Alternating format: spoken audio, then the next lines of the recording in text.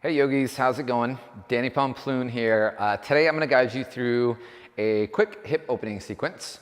So it's something that you can do pretty much whenever you really want to do it. So when you guys are, I don't know where I was going with that, but you do it whenever you want to do it. When you guys are ready, let's go ahead and get started in downward facing dog. You'll notice that as I move today, guys, I'll be switching my position and orientation just so that you guys can get a little more better angles on what we're working on. And as always, get in the downward facing dog. Get comfortable, guys. So bend your knees, pedal out your feet, do the weird things or the not so weird things or just the things that you like to do when you first get comfortable. Yeah, give yourself a minute or two here. And then once you're ready, go ahead and start to find that stillness in downward facing dog. And then in down dog, just a couple quick reminders. Spread the fingertips as wide as they'll go, and then with the heels, try to drag the mat back, even if they're not touching the ground. It's totally fine. You'll let the head release and hang nice and heavy. You'll take a big breath, inhale. You'll hold steady here as you exhale, and then we'll get moving, guys. Inhale to draw the right leg up and back in space for a three-legged down dog. And then as you exhale, go ahead and step your right foot forward between the hands. You'll gently lower the left knee down. So this variation of the low lunge is going to be a little bit different. Go ahead and uncurl your back toes. And then first things first, I want you to draw your hips back so that that back quad, in this case the left, is going parallel towards the wall in front of you. And then slide the front foot, in this case that's the right. You're going to draw that back so now that that shin is parallel also towards the earth in front, or to the wall in front of you. You'll bring the hands onto the hips. And then on an inhale, you'll slightly start to lift the chest. Good. You can stay here and just hold for the exhale. So two things are going to happen next. Index fingers are resting right on your hip points, and thumbs are kind of at the top of your butt there. On the inhale, pull those hip points up, and then as you exhale, draw your butt down, but at the same time, push the top of your left foot down and the top of the left shin down. That'll give you a little more love in the lunge. Good. Then inhale, you'll send your arms up, and you'll breathe here. Good. Hold it steady. Good. Continue to feel that your lower belly is lifting in and up as the butt is drawing straight down. Good, all together, take one more big breath in, and then we'll slowly exhale, release that. You'll bring the hands back down and crawl them forward, and then start to toe heel your right toe forward again as well, so you're back in that normal low lunge. From that normal low lunge, we'll add a little bit of a variation here. Draw your right hand up and out towards the right outer edge of the mat, or if you're looking at the face of a clock here, it would be about 3 o'clock. Then turn your left toes in to face that right side of the mat as well. On the inhale, send your left arm up towards the ceiling, and then open up the inner right thigh towards the right side of the mat. So start to feel that inside compartment of the right thigh decompress. Yeah, that's working the inner quadrant of your hips, yogis. Peel the left side of the chest up towards the ceiling. Good. Stay here, let the body breathe and recover. Good. You'll take one more full breath in, and then slowly we'll exhale and undo that. And as you start to undo that, level the back foot off, take the right hand back down. Now, last but not least, yogis, the right hand is going to come on top of the knee. The left hand is going to come on top of that next. On the inhale, you'll push down. On the exhale, you'll start to lift the pubic bone back up, but keep low in the lunge so you get a little more hip flexor here rather than just all quad. Good. Stay with the breath so the lower belly is lifting in and then up. Rib cage is hugging into the center line of the body. Couple holds, yogis, and normally when I work through these postures on my own, I'll hold for about 5, maybe 6 breaths each one. So a little less flowy, a little more holdy. Good, we'll take one last full breath in, and the next, so we'll undo it. We'll bring the hands down to frame the right foot. Tuck your left toes, you lift your left knee up, inhale. Turn and ground the left heel flat as you exhale. Then together, a quick warrior 2. So inhale, we'll rise up. Exhale, straighten out your right leg, and then turn the right toes out towards 2 o'clock. The left toes are going to point out towards 10 o'clock. So 10 and 2 is where we're at. We'll bring the hands to rest at the heart center. Feel the weight stay on the big toe side of the feet. We'll take a variation a little bit later on where we'll work more on the baby toe side of the feet. But for now, stay on the big toe side of the feet. You'll take a big breath, inhale from here. As you exhale, you'll start to lunge into the left leg. As you start to lunge into the left leg, I want you to take the left forearm on the inner left thigh and then rotate that out. Now, as you start to rotate that out, you can take the right hand down on the mat, stay here and breathe. So working inner right thigh, a little bit of inner left thigh, but again, feel that weight stay on the big toe side of the foot. Try not to let the baby toe side of the foot lift, keep it grounded down as well.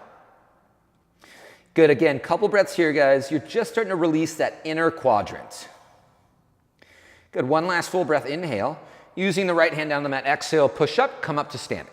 As you start to come up to standing, then turn your toes in to face one another. Yeah, and a little bit of a pivot in like a pigeon toed and the heels just slightly out. Hands will come under the hips for support. Inhale, you'll lift your chest to look up. Then as you exhale, this time the fingertips push the hip points down and the thumbs start to push the butt up and over.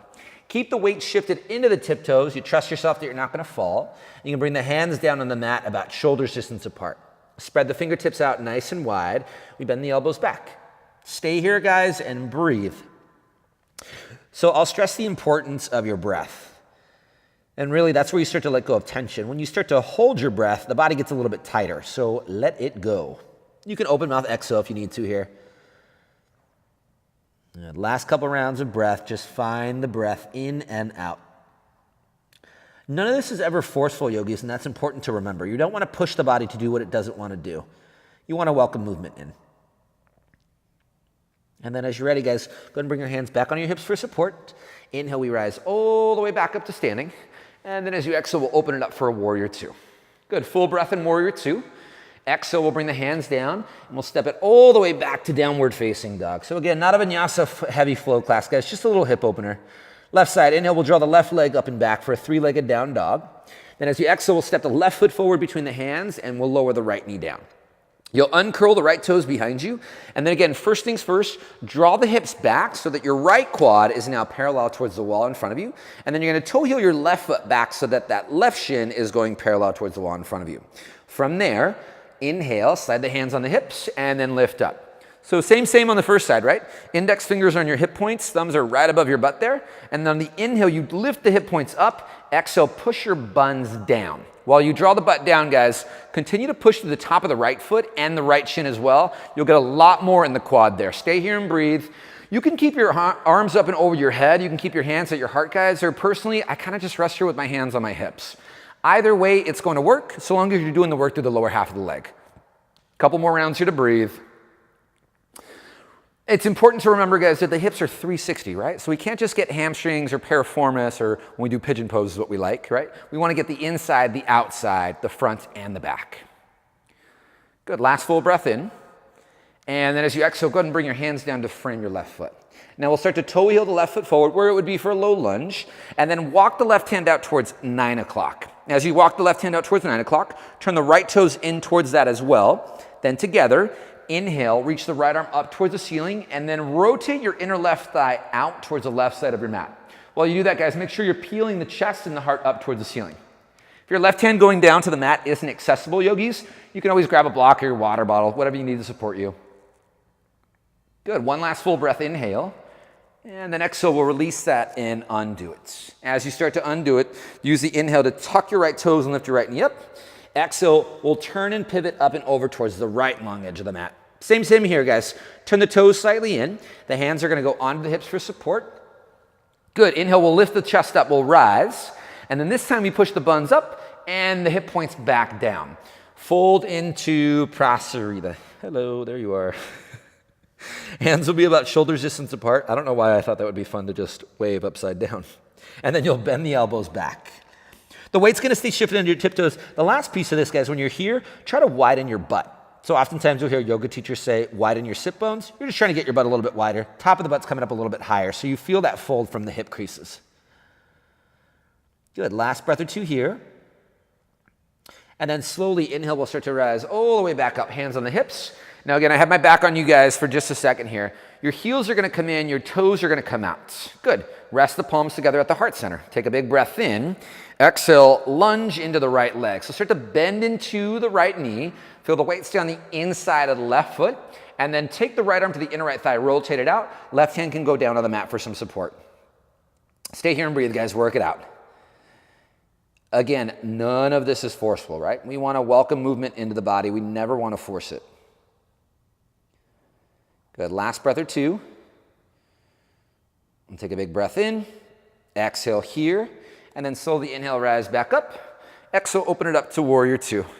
Yeah, a little inhale, shift back, reverse warrior. And then exhale, hands come down. You'll step all the way back to downward facing dog.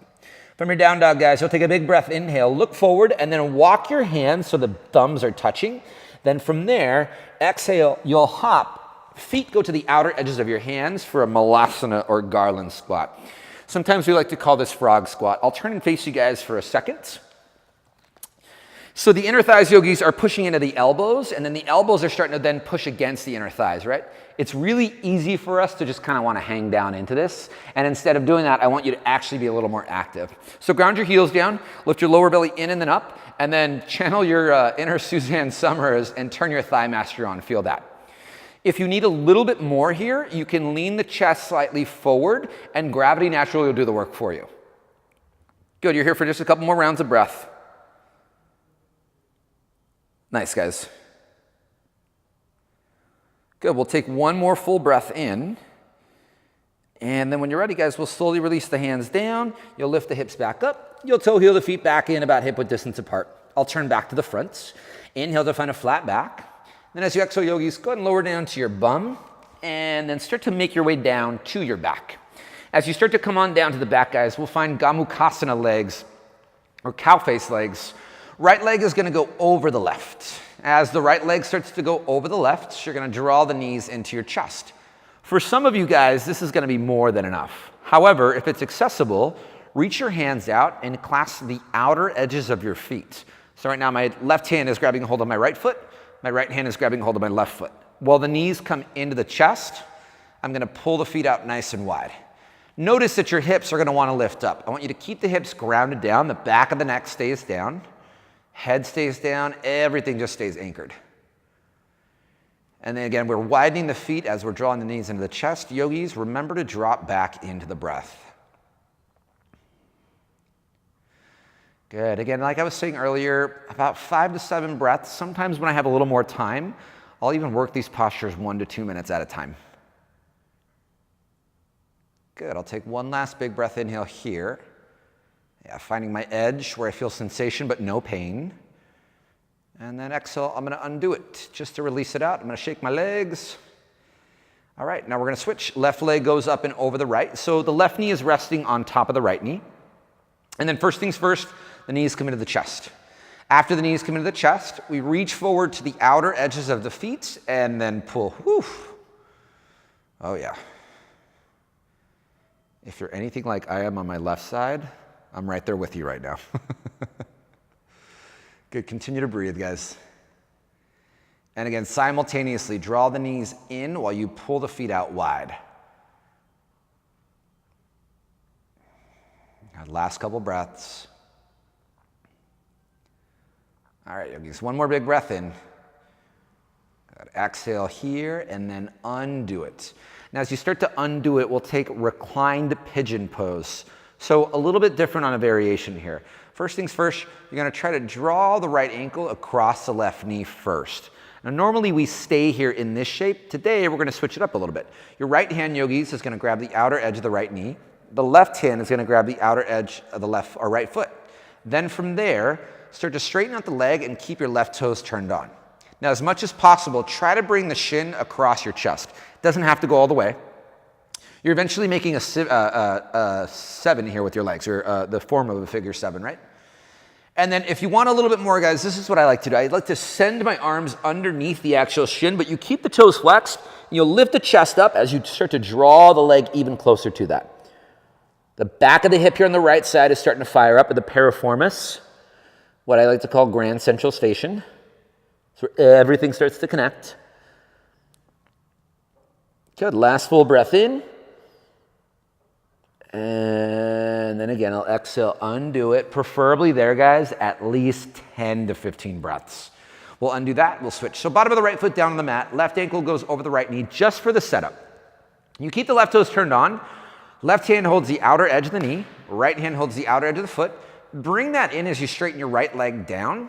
And then if you want to add that scoop, you can take the arms underneath the the shin there, your forearms to the shin. Good, and then keep the left toes flexed. So we draw the shin across the mat. It doesn't have to go all the way across. I'm totally okay within this lifetime. That's never going to happen on this side for me. Good. Again, 10 to 15 breaths is the sweet spot, guys. Good, so we're here for one more big breath in. And then as you exhale, you'll undo it. And then as you undo it, guys, go ahead and bring your knees into your chest. You'll give yourself a nice little squeeze. And then a little mini Shavasana here. And as you take your Shavasana, rest. Give yourself a good minute or two. Let your body just hang heavy and absorb. Remember, this is the most important part of practice, is letting the body take in the lessons. Take Shavasana as long as you'd like. Eventually, when you're ready, you'll wiggle the fingers and wiggle the toes. You'll bend your knees so the bottom of the feet rests down. Rolling onto your left or to your right side, you'll press up to a comfortable seat. Facing the front of your mat, we fold the palms at the heart center, just acknowledging the hard work and the effort that it takes to get onto our mats. We bow forward. Namaste. As always, guys, it is a pleasure to guide you through practice. If you liked the video, leave a comment. If you have any requests on anything else that you guys want or you're working on, feel free to reach out. And yeah, that's it. Have a great day, yogis. Thanks.